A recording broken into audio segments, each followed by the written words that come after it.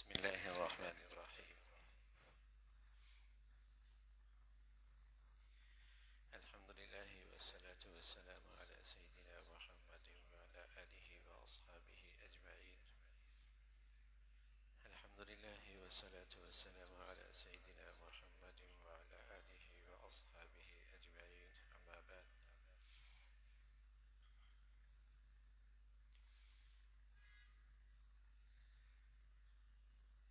عن أبي درداء رضي الله تعالى عنه قال: كانت بين أبي بكر وعمر محاورة فأغضب أبو بكر عمر فانصرف عنه عمر فأتبعه أبو بكر يسأله أن يستغفر له فلم يفعل حتى أغلق بابه في وجهه فأقبل أبو بكر إلى رسول الله صلى الله عليه وسلم إلى آخره. اللہ کی طرف سے مال کا مل جانا اور مال بھی نیک آدمی کے پاس ہونا، تو یہ مال اللہ کا بڑا فضل ہے. آپ علیہ الصلوۃ والسلام نے فقراء کی بھی تعریف فرمائی ہے اور صاحب مال والوں کی بھی تعریف فرمائی ہے،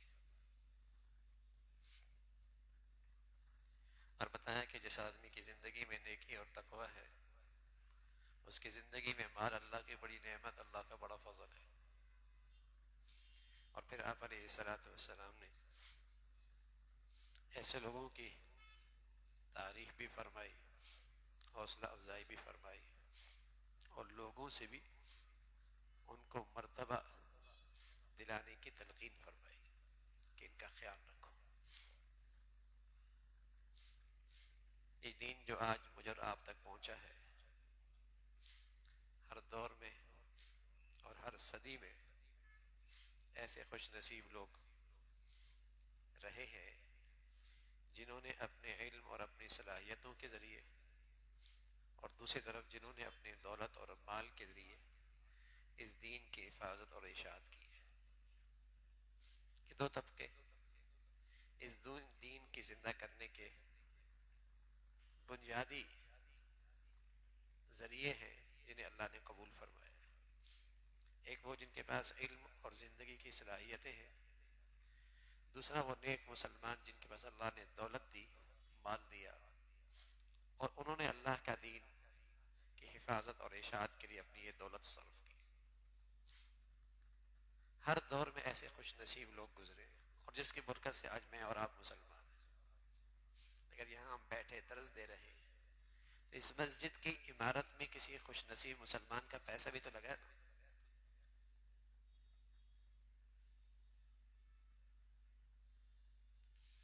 اور اس مسجد کی ذمہ داریاں جتنی ہو رہی ہیں، جتنی اخراجات ہو رہے ہیں، وہ بھی تو کوئی خوش نصیب مسلمان خرچ کر رہا ہے نا. ایسی دین کے جتنے شعبے ہیں، کچھ افراد اپنی زندگیاں لگا رہے ہوتے ہیں اور کچھ مسلمان اپنی دولت لگا رہے ہوتے ہیں، تب یہ دین زندہ رہتا ہے. اس دین کی زندگی کے لیے، اس کے احیاء کے لیے، اس کی اشاعت کے لیے، اس کی حفاظت کے لیے یہ دو طبقے ہمیشہ رہے. ایک نے اپنا مال اور اپنا علم لگایا، صلاحیتیں لگائی، زندگی لگائی، اور ایک طبقے نے اپنی دولت لگائی، اپنے وسائل لگائے، اپنا پیسہ لگایا.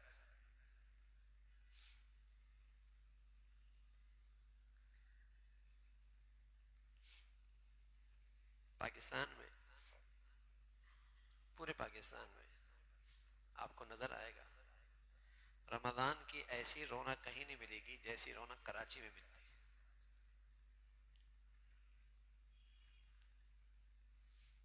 پورے پاکستان میں آپ کو رمضان کی ایسی رونق باہر کہیں نہیں ملے گی جیسے کراچی میں ملے گی. کیوں؟ کراچی میں ایسے خوش نصیب لوگ موجود ہیں جو دین پر اپنا پیسہ لگاتے ہیں، اپنی دولت لگاتے ہیں.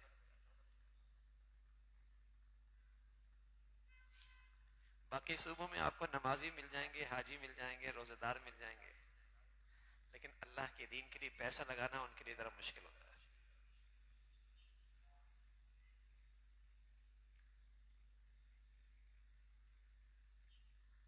یہ جو رونق آپ کو نظر آتی ہے نا، جیسے گھر خوبصورت ایسے اللہ کے گھر بھی خوبصورت، اور صرف خوبصورت نہیں، پھر اس کی آبادی کے نقشے بھی. سیاحت کی جگہ نہیں رہی، محض سیاحت گاہ نہیں بنی، آباد بھی ہے، اعمال بھی ہے، نیکیاں بھی ہیں. آپ دیکھتے ہیں نا رات کا کیا منظر ہوتا ہے، رات 2 بجے ہزاروں نوجوان اللہ کے گھر میں.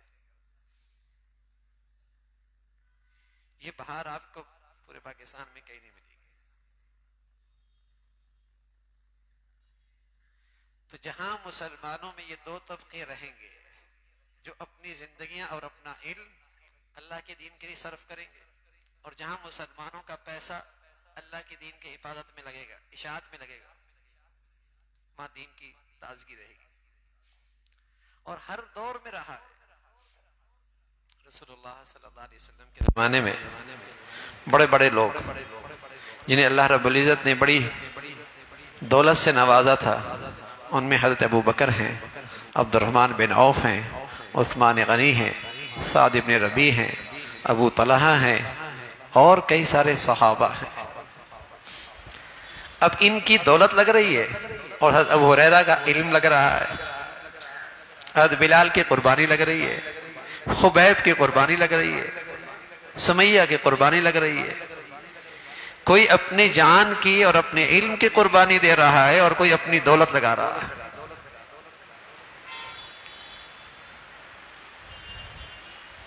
یہ ہر دور میں رہا. اور رسول اللہ صلی اللہ علیہ وسلم نے ان دونوں طبقوں کے بارے میں فرمایا یہ قابل رشک ہیں، تم تمنا کرو کاش کہ میں بھی ایسا ہوتا. آپ علیہ الصلوۃ والسلام نے فرمایا جس کو اللہ نے علم دیا ہو، زندگی دی ہو، اور پھر اس کا علم اللہ کے دین کی حفاظت اور اشاعت میں لگ رہا ہو، رشک کرو کاش کہ میں ایسا ہوتا، میری اولاد ایسی ہوتی. جس کو اللہ نے دولت دی، مال دیا، اور پھر اللہ کے راہ میں خرچ کر رہا ہے، صرف کر رہا ہے اس کو راضی کرنے کے لیے، فرمایا رش کرو، دعا کرو کاش کہ میں بھی ایسا ہوتا. دونوں خوش نصیب. جس کے پیسہ دین پہ لگتا ہے نا، اس کی اولادوں میں دین ضرور آتا ہے، اس کی نسلوں میں دین ضرور آتا ہے، اس کی نسلوں میں دین ضرور آتا ہے. اس لیے کہ دین کی عظمت میں اس کی دولت لگ رہی ہے، تو اس کی نسلوں میں بھی پھر اس کا دین آتا ہے. اور جس کا علم اور جس کی صلاحیتیں دین پہ لگتی ہیں، اس کی نسلوں کے اندر بھی دین آتا ہے.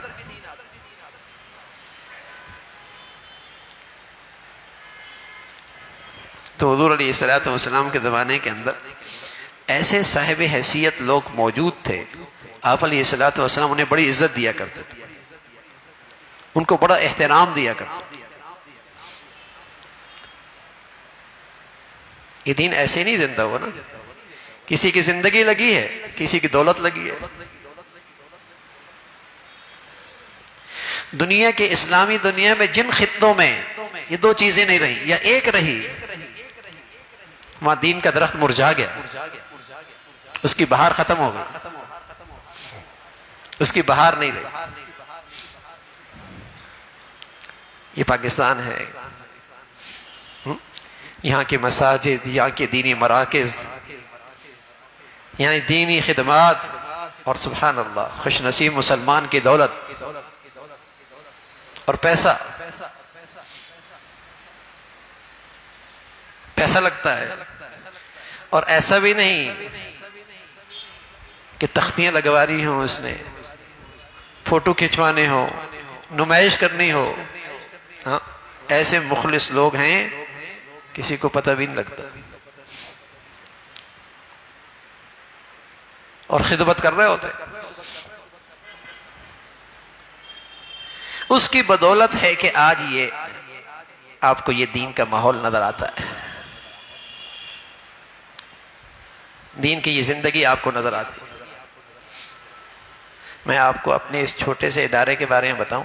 ایک سال میں اس ادارے نے، جو پورے ملک میں یہ ادارہ ہے، 441 بچے حافظ اپنے قوم کو دیے. ایک ادارے نے 441 بچے ایک سال میں حافظ دیے.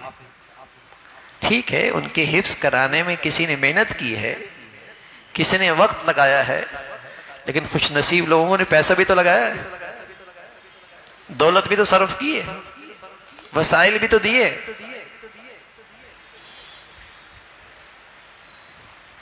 پاکستان میں ایک سال، اس سال پچھلے سال ایک سال میں 1 لاکھ سے اوپر بچے حافظ بنے،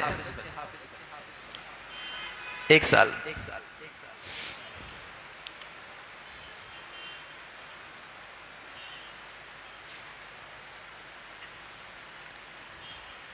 یہ ان خوش نصیب لوگوں کا پیسہ بھی ہے، دولت بھی ہے، جو اللہ کے دین پہ پیسہ خرچ کر کے خوش ہوتے اور اللہ کا شکر ادا کرتے، اللہ تعالیٰ کا شکر ادا کرتے کہ ہمارا یہ پیسہ وہاں خرچ ہوا ہے جو روئے زمین کی سب سے قیمتی چیزیں اللہ کے ہاں، اور وہ اللہ کا دین ہے۔ جس دین کی حفاظت میں پیغمبروں کا خون بہا، نبیوں کی قربانی لگی، اللہ کے پیاروں کی شہادتیں ہوئیں، مسلمانوں کی اولادیں اس کے لیے قربان ہو گئیں، میرے نصیب کہ میری دولت اس پہ لگ رہی ہے۔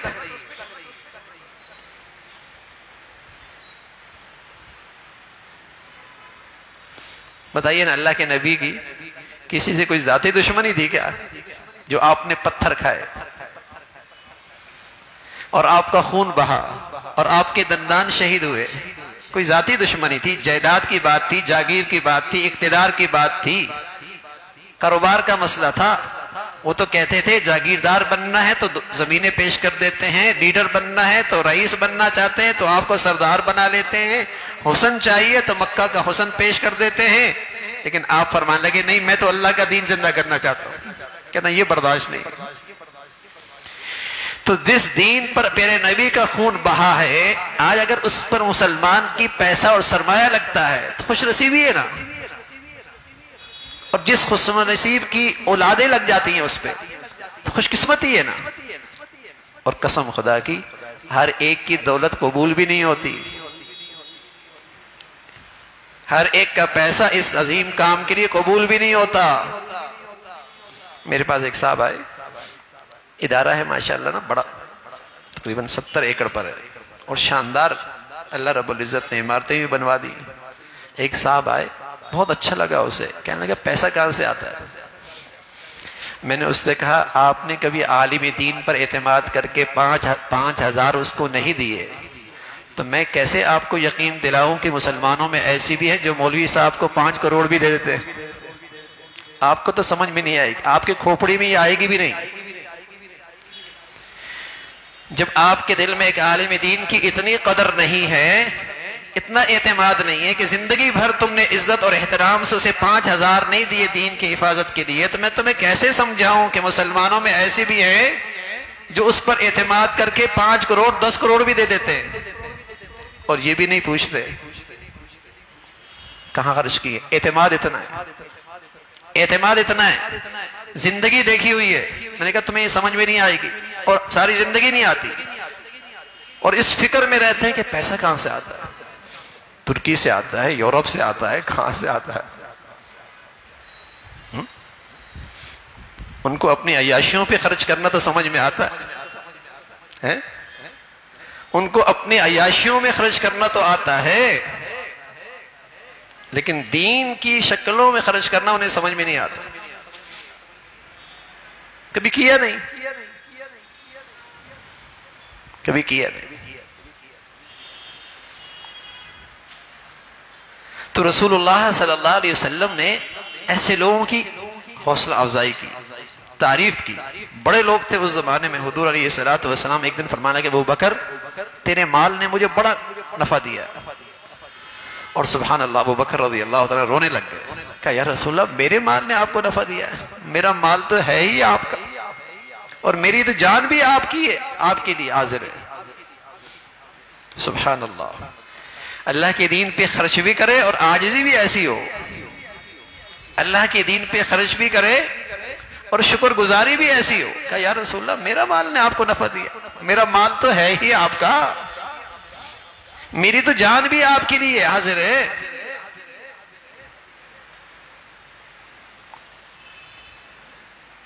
میرے مال کی کیا حیثیت؟ یہ تو میری خوش نصیبی ہے کہ آپ میرا مال لے لیتے اور اللہ رب العزت میرا مال اپنی دین کے لیے قبول کر لیتا ہے. یہ تو میری خوش نصیبی ہے. ورنہ میرے عزیزوں میرا اللہ میرے اور آپ کا تھوڑی محتاج ہے، نہ میرے علم کا محتاج، نہ میری زندگی کا محتاج، نہ میرے مال کا محتاج. جو اللہ کریم زمین پہ پہاڑ گاڑ سکتا ہے، سمندر بہا سکتا ہے، دریا بہا سکتا ہے، آسمان نما چھت بنا سکتا ہے، گلی کوچوں میں اس کے لیے اپنا گھر بنانا کیا مشکل ہے؟ گھر گھر کے اندر دین کا پیغام پہنچانا اس ذات کے لیے کیا مشکل ہے؟ پہاڑ گاڑ دیے، سمندر بنا دیے، دریا بہا دیے، آسمان نما چھت بنا دیا. یہ سارے کائنات کے اندر غیر معمولی مخلوقات پیدا کر دی، اس کے لیے اپنا گھر بنانا کیا مشکل ہے؟ فرشتوں کہہ دیتا بنا دیتے. لیکن ان لوگوں کے نصیب جاگنے ہیں نا، اقبال بلند ہونے ہیں، درجات بلند ہونے ہیں، آخرت بڑھیا ہونی ہے. جن کی زندگیاں، جن کی اولادیں، جن کی صلاحیتیں، جن کی دولت اللہ کے دین کی حفاظت میں لگے، ان کے نصیب جاگنے ہیں. اللہ کریم انہیں نوازنا چاہتا ہے اس امت میں.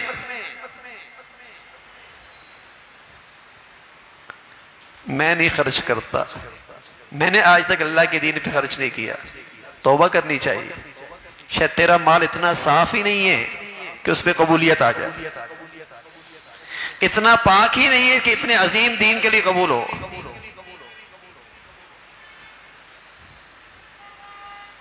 اللہ کے دین کے بعد تو ابو بکر رضی اللہ تعالیٰ عنہ ایسا ہوا کہ حضرت عمر اور حضرت ابو بکر رضی اللہ تعالیٰ عنہ کسی بات پر ناراض ہو گئے، اور ابو بکر رضی اللہ تعالیٰ عنہ حضرت عمر کے پیچھے پیچھے، بھائی مجھ سے میری معافی مانگ لو، مجھ سے غلطی ہو گئی. حضرت ابو بکر رضی اللہ عنہ پیچھے پیچھے، حضرت عمر گھر پہنچے، دروازہ بند کر دیا. حضور علیہ السلام کے پاس حضرت صدیق آئے سفارش کرنے کے لیے کہ عمر سے کوئی بات سخت ہو گئی، وہ ناراض ہو گئے، مجھے آپ سفارش کریں کہ عمر مجھے معاف کر دے. حضور علیہ السلام کے بعد عمر آئے، اور آپ کا ایک پہلو کپڑے کا ہاتھ میں تھا، جیسے دوڑتے ہوئے آئے. حضور علیہ السلام نے جیسے دیکھا کہ تمہارا ساتھی کسی سے جھگڑ کے آیا ہے، لگتا ہے کسی سے انبن ہو گئی، اس حال میں آ رہا. سلام کیا، کہا یا رسول اللہ میرے اور عمر کے درمیان بات بڑھ گئی، میں اپنی غلطی پر نادم بھی ہوں، میں نے ان سے کہا مجھے معاف کر دو، فابا علیہ، انہوں نے انکار کیا. میں آپ کے پاس آیا، آپ میری سفارش کر دیں، مجھے عمر معاف کر دیں. اتنے میں ابو بکر عمر رضی اللہ عنہ گھر میں گئے، کواڑ بند کیا، ٹھنڈے ہوئے، خیال آ گیا ابو بکر ناراض تو اللہ کے نبی ناراض، اللہ کے نبی ناراض تو اللہ ناراض، میرا ٹھکانہ کیا ہوگا؟ ہوش آ گیا، دوڑے، اب یہ معافی مانگنے کے لیے دوڑے. ابو بکر رضی اللہ عنہ گھر پہنچے تو دیکھا کہ ابو بکر گھر پہ نہیں ہے، سمجھے حضور علیہ السلام کے پاس ہی ہوں. آئے حضور علیہ السلام کی خدمت میں، جیسے ہی داخل ہوئی ہے فجعل وجہ النبی صلی اللہ علیہ وسلم یتمعر، آپ کے چہرے پہ غصے کے آثار. حضرت عمر کو دیکھا تو چہرے پہ غصے کے آثار. حضرت ابو بکر رضی اللہ تعالیٰ عنہ ڈر گئے کہیں عمر پر ڈانٹ نہ پڑ جائے. فوراً کہنے لگے یا رسول اللہ، اپنے گھٹنوں پہ کھڑے ہو گئے اور کہا یا رسول اللہ انا کنت اظلم، اللہ میں نے زیادتی کی، یا رسول اللہ میں نے زیادتی کی، یا رسول اللہ میں نے زیادتی کی ہے، عمر نے کچھ نہیں کیا. حضور علیہ السلام نے فرمایا لوگو، اللہ نے مجھے بھیجا تھا، تم نے جھٹلایا تھا، ابو بکر نے میری تصدیق کی تھی. دنیا نے مجھے جھٹلایا تھا، صدیق نے میرا ساتھ دیا تھا، اپنی جان سے، اپنے مال سے. کیا تم میرے ساتھی کو چھوڑ دو گے؟ سبحان اللہ، جس ساتھی نے آپ کے لیے جان مال سب کچھ لگا دیا، آپ کو ان کو کیسا عزت دے رہے ہیں اور لوگوں کے دلوں میں کیسا اس کا احترام بٹھا رہے ہیں. کہا اس نے تو اپنا سب کچھ مجھ پہ لگا دیا. جب دنیا انکار کر رہی تھی، صدیق میری تصدیق کر رہے تھے، اپنا جان مال سب کچھ لگا دیا اور فرمایا ما نفعنی مال قط ما نفعنی مال ابی بکر، اتنا مال مجھے کسی نے نفع نہیں دیا، کسی کے مال نے، جتنا مجھے صدیق کے مال نے نفع پہنچایا۔ جتنا اسکن کا کام میرے کام میں آیا ہے دین کی افادشات، اتنا کام مال کسی کا نفع میں نہیں آیا۔ انشاءاللہ آگے اور بھی احادیث ہیں، اللہ تعالیٰ عمل کی توفیق نصیب فرمائے۔ اللہم لک الحمد کلو ولک الشکر کلو، اللہم لک الحمد کلو ولک الشکر کلو، اللہم اعنا علی ذکرک و شکرک و حسن عبادتک، اللہم اعنا علی ذکرک و شکرک و حسن عبادتک، نستغفر اللہ و نتوب الیک، نستغفر اللہ و نتوب الیک، سبحان ربک رب العزة عما یصفون وسلام علی المرسلین والحمد للہ۔